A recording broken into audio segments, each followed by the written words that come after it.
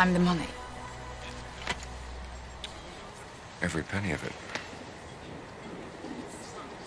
The Treasury has agreed to stake you in the game.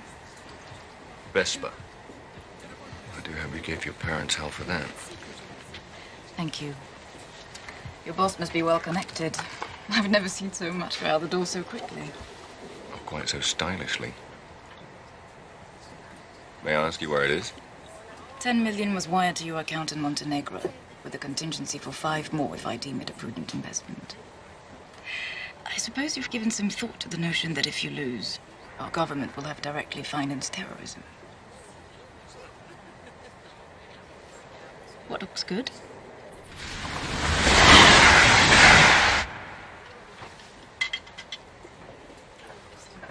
So you're telling me it's a matter of probability and odds?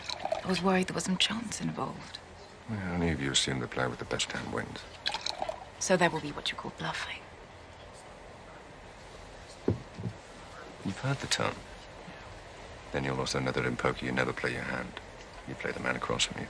And you're good at reading people. Yes, I am.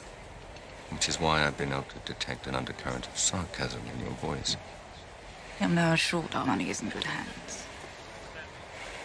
You don't think this is a very good plan, do you? So there is a plan. I got the impression we were risking millions of dollars and hundreds of lives on a game of luck. What else can you surmise, Mr. Bond? About you, Miss Lynd? Well, your beauty's a problem. You worry you won't be taken seriously. Which one can say of any attractive woman with half a brain.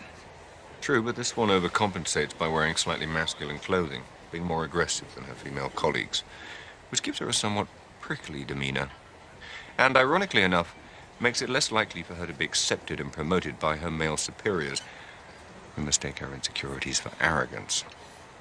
Now, I'd have normally gone with only child, but, you see, by the way you ignored the quip about your parents, I'm gonna have to go with orphan. All right. By the cut of your suit, you went to Oxford or wherever. Naturally think human beings dress like that. But you wear it with such disdain. My guess is you didn't come from money, and your school friends never let you forget it. Which means you were at that school by the grace of someone else's charity, hence the chip on your shoulder. And since your first thought about me ran to orphan, that's what I'd say you are.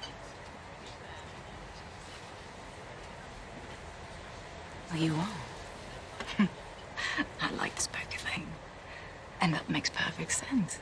Since MI6 looks for maladjusted young men who give little thought to sacrificing others in order to protect Queen and country. You know, former SAS types with easy smiles and expensive watches. Rolex? Amiga. Beautiful.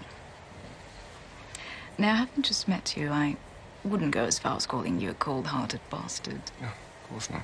But it wouldn't be a stretch to imagine you think of women as disposable pleasures rather than meaningful pursuits. So as charming as you are, Mr. Bond, I will be keeping my eye on our government's money and off your perfectly formed house. You noticed. Even accountants have imagination. How was your lamb? Skewered. On sympathizers.